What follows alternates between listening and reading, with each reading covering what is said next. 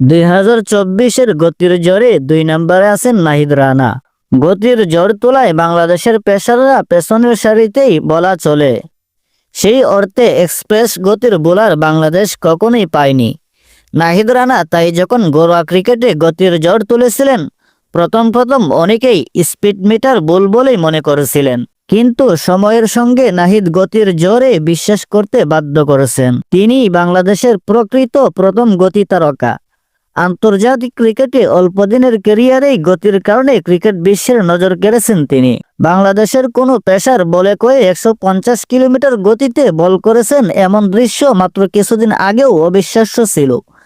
নাহিদ রানা সেই দৃশ্য এখন নিয়মিতই মাঠে দেখাচ্ছেন। বাংলাদেশের ক্রিকেট ইতিহাসে তো বটেই, এই মুহূর্তে সারা বিশ্বেরই অন্যতম গতিশীল ফাস্ট বোলার এই 22 বছর বয়সী। 2024 সালে আন্তর্জাতিক ক্রিকেটে উত্থান নাহিদ রানার। গত মার্চে শ্রীলঙ্কার বিপক্ষে সিলেটে অভিষেক চাঁপাইনবাবগঞ্জে জন্ম নেওয়া এই ফাস্ট বোলার।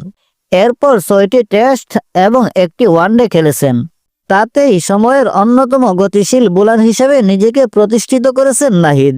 2024 সালে টেস্টে তার চেয়ে বেশি গড় গতিতে বল করতে পেরেছেন মাত্র একজন ফাস্ট বোলার। অর্থাৎ এই বছর টেস্টে দ্বিতীয় সর্বোচ্চ গড় গতির বোলার বাংলাদেশের এই 22 বছর বয়সী। চলতি বছর টেস্টে সবচেয়ে বেশি গড় গতির বোলার মার্ক উড। 6 টেস্টে 37.20 গড়ে 15 উইকেট শিকার করা উড গড়ে 145.31 কিলোমিটার গতিতে বল করেছেন। তারপরে আছেন নাহিদ। তিনিও 6 টেস্ট খেলে গড়ে 140.93 কিলোমিটার গতিতে বল করেছেন। 36.78 গড়ে শিকার করেছেন 19টি উইকেট।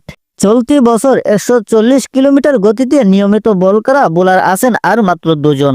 তারা হলেন মিচেল স্টার্ক ও জেরাল্ড কুইটজি। 6 টেস্টের 33.73 গড়ে 19 উইকেট শিকার করা মিচেল স্টার্ক 140.14 কিলোমিটার গতিতে বল করেছেন। আর প্রোটিয়া তরুণ গতি তারকা কুইটজি খেলেছেন মাত্র 1টি টেস্ট। সেই ম্যাচে 21.25 গড়ে 4 উইকেট শিকার করেছেন। সেই ম্যাচে গড়ে 140.13 কিলোমিটার গতিতে বল করেছেন। গতিতে সেরা 5-এ শেষ নামটা আরেক প্রোটিয়া নান্দ্রে বার্গার।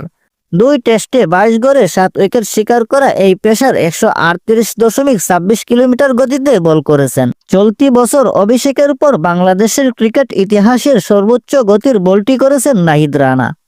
পাকিস্তানের বিপক্ষে দ্বিতীয় টেস্টে 152 কিলোমিটার গতিতে বল করে রেকর্ডটি গড়েন তিনি।